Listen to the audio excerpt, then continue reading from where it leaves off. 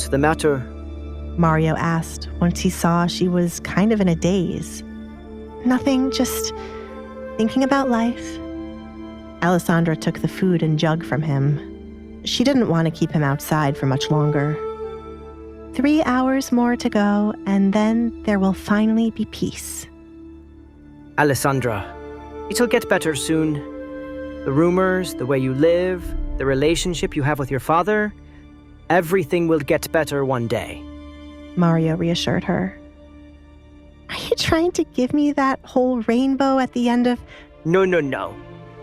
Mario stopped her from repeating the ridiculous phrase he hated.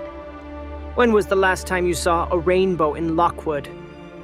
For the time I have spent in this town, I have never seen one. Let's say there'll be happiness when the next shipment of rum comes in. Mario. Alessandra shook her head. There was a high probability of Mario drinking already, even though he was working. Anytime he mentioned rum, he had been drinking some. What? It makes me happy. What do you think is making me bear the work we have tonight? I wouldn't waste rum on those guests. They prefer the wine anyway. I slipped you something nice. He patted the jug, which was now in her hand.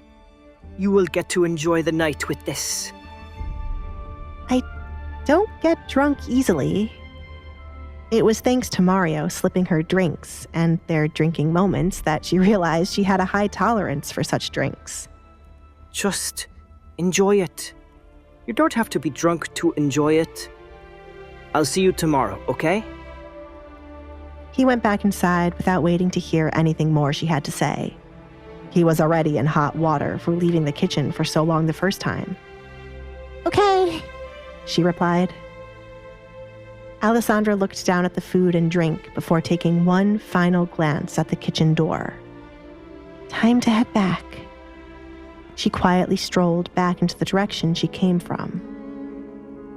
The talk with Mario was enough to brighten up her mood and give her the extra confidence she needed to believe that her meeting with the Duke tomorrow would work out in her favor. She was going to get married and live away from her family.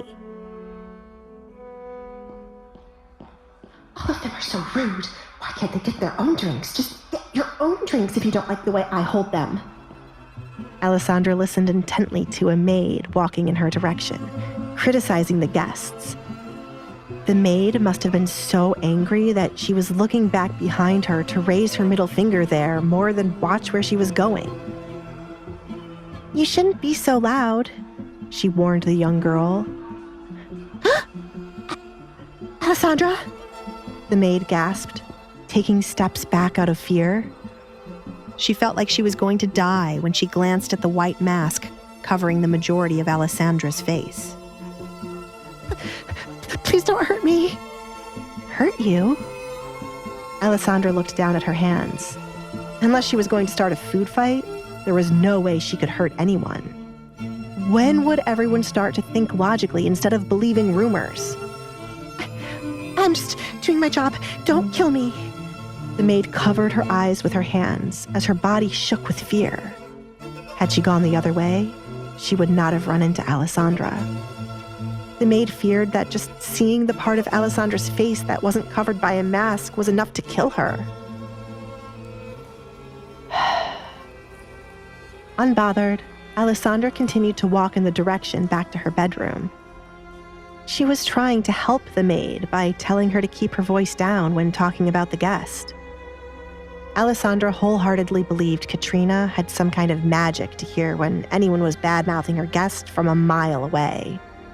It wasn't once or twice she had caught someone bad-mouthing her or her friends from far away. Alessandra had a theory. The woman was not from this world. Maybe she fell from the sky. She pondered on her theory. It was possible. Alessandra passed the area where she had stumbled upon Edgar, going to a door on the opposite side of the home from the kitchen. It led her to a room filled with gardening supplies, and on the inside was another door, taking her out to an empty hall.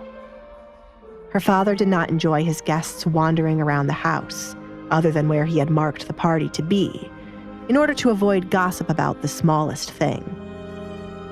Alessandra skipped and twirled now that the music was louder. All she was missing was a fancy dress and her partner. They're playing better music now. To the left of where the party was going on was Alessandra's room. The hall to her bedroom was slightly dark, as the fire in the lanterns was dying since no one came to check on them. Still, that didn't bother Alessandra, as she placed the jug on the floor to have one hand free to open the door of her room. She was greeted by a faint sound on the inside. Kitty. Alessandra looked down at the white kitty she found. I told you not to come to the door. If someone else saw you, they would have taken you away. Do you wish to leave my side? Alessandra used her right foot to gently nudge the kitten back inside of her room when it tried to run outside. Her father, unfortunately, was only a lover of dogs and would not be on board for a cat in the house. It's safer here. And I brought us food. Why does it seem like you have started to understand what the word food means? She asked as the kitten sat still, looking up for her, awaiting its meal. Here, enjoy a piece of meat. She placed it on the floor. With the kitten distracted and the door closed, Alessandra went to her desk so that she could also eat something before her stomach would make a grand entrance. She placed the plate and jug on the desk first, and then took a seat. All alone in her room with the kitten, Alessandra took off her mask to be free.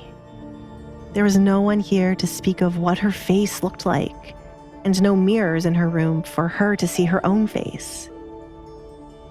The mask was set aside, and as she listened to the faint music creeping its way into her room, Alessandra ate in silence, waiting for the day to soon end so that she could speak with Edgar sooner.